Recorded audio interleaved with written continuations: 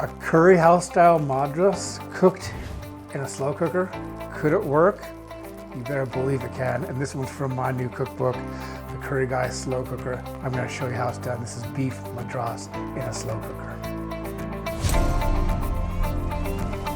So I might be making a beef Madras today, but this would go equally as well with lamb. You could use chicken. You could use whatever you like, whatever the proteins you like. Use them in this recipe, you're going to love it. I got some ghee here. I'm going to use about a tablespoon of this ghee. Just put it right there. I'm using the searing function of my slow cooker. If your slow cooker doesn't have a searing function, you could do this in a pan.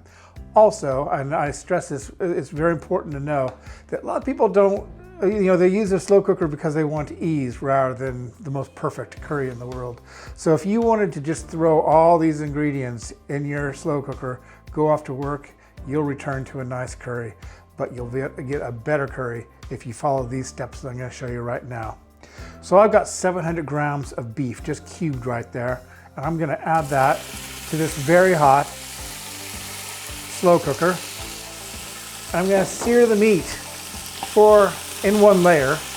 You don't want to overcrowd this, but I got just in one layer for about 4 minutes.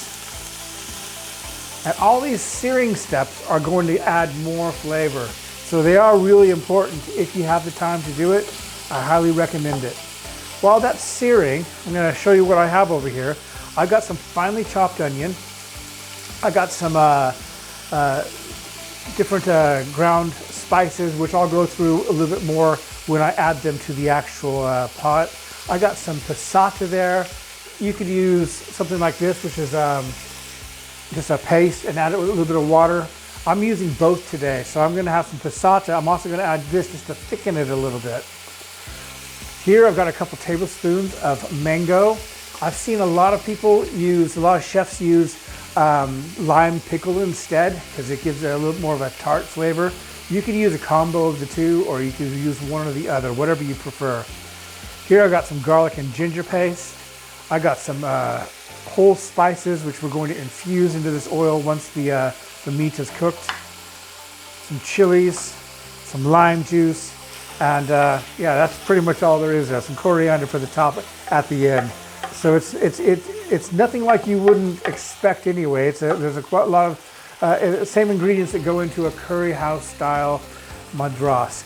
Now, how I know that this is going to be just as good as any curry house, well, obviously I did a lot of research when I was writing the book and made sure that it was. There is a difference. Obviously, if you're cooking in a very hot pan, like you would if you were cooking curry house style, you're going to get all that caramelization around the side. You can scrape that in, and that's going to give it some flavor.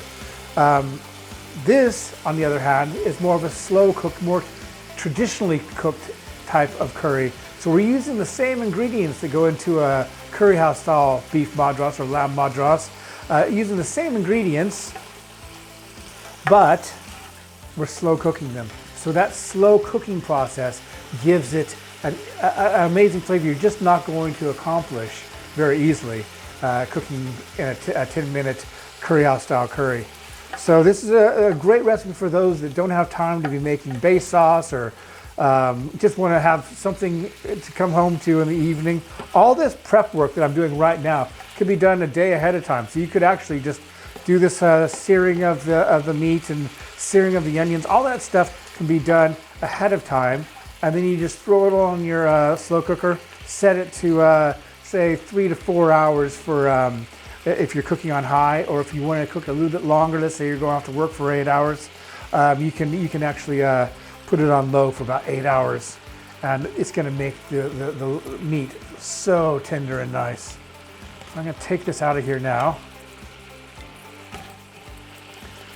And the smell of that ghee, the aroma of that ghee in here and the meat is already making me hungry. All right. Get all that out of there. We're going to put that aside for now. I'm going to add just a little bit more ghee.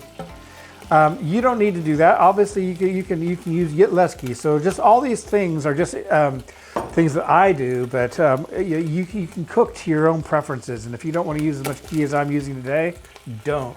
If you want to make it less spicy than I'm going to make this, go ahead and do that. That's fine too. Or make it more spicy if you like.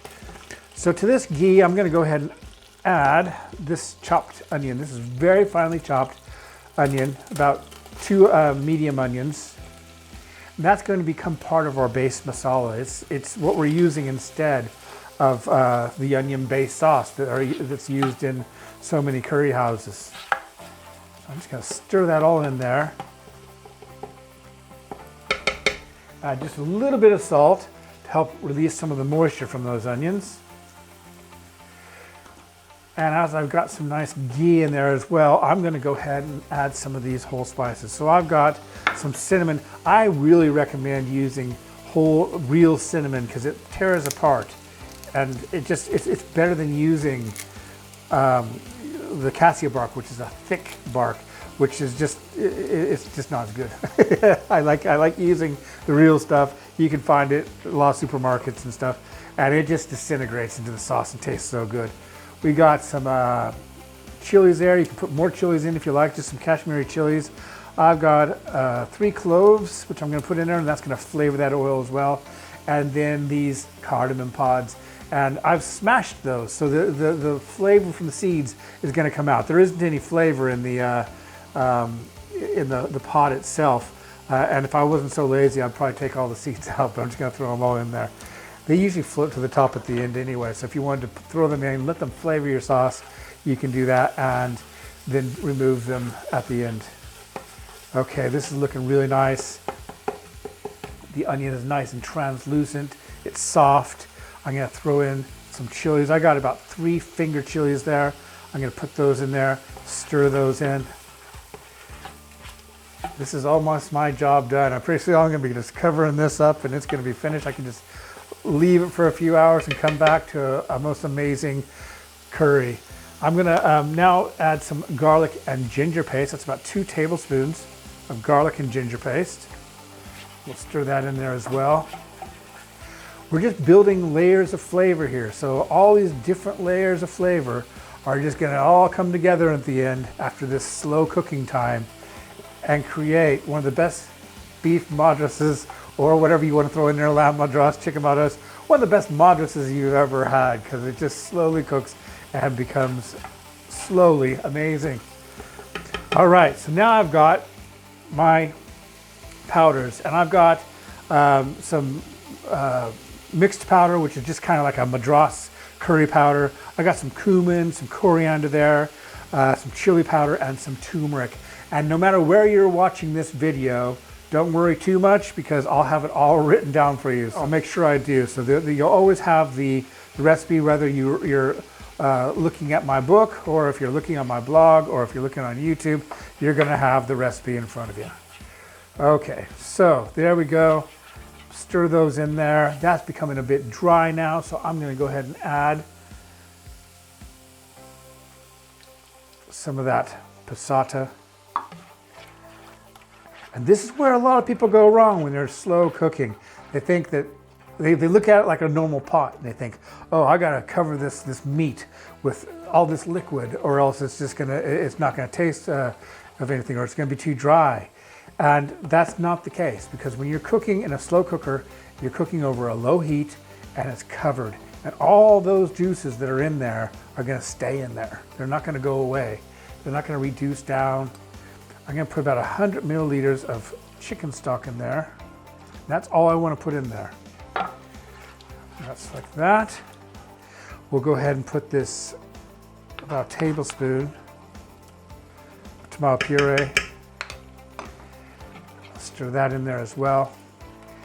And then in goes this beef. And see all this liquid is coming out already? All that beef has liquid in it. The onions have liquid. You're gonna have plenty of liquid at the end of this. You'll have more liquid at the end than you do when you start. Okay, so this is looking so amazing right now. I am gonna just put a little bit of a drizzle, tiny drizzle. There we are, about a tablespoon. But as you can see, if you look up really closely here, there is not very much liquid in there, and that's exactly what you're looking for. You put any more liquid in than that, and it's going to be just watery. So we don't want that, do we? I'm going to put the mango chutney in there. And that's my job done for the moment. My Madras is already smelling nice. Now I just have to let it cook. And in about 3 hours, because I'm going to put this on a low heat, and I'm going to cook it for 3 to 4 hours until the beef is very tender. There's no point taking it off before that. We want that beef to be absolutely gorgeous and tender. So I'm going to put it on there for 3 to 4 hours. If you wanted to go away and cook it for longer, you can also put it on low for about 6 to 8 hours. But we'll come back in about 3 to 4 hours, see how it is, and give it the taste test. So then, my beef Madras is ready. Before I remove this lid, let me just remind you, there's more than one way to cook a Madras. Sure, you can cook it the curry house way. That works. You'll get it done in 10 minutes. If you want to slowly cook it and bring out the flavors of that meat and all the flavors from that sauce, and just let them come together as you would with an authentic Indian curry, that's what this is for. It's so easy, and it comes out perfectly. Slow cooker, beef Madras. I'm gonna have to give this a try.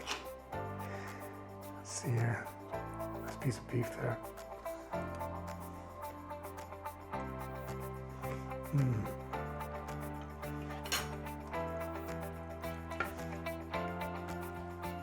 It's spicy, but not ridiculously so.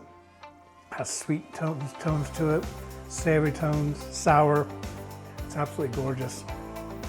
I hope you give this a try. I hope you've enjoyed watching this, and we'll see you next time. I got a lot more videos on the way, so please subscribe and hit that notifications button, and we'll see you next time. Beef Madras in a slow cooker, you bet. This is so amazing. You will love the flavor that's simmering these spices and beef and other the aromatic ingredients together for just a few hours. Gives this curry an absolutely amazing flavor. Give this a try soon.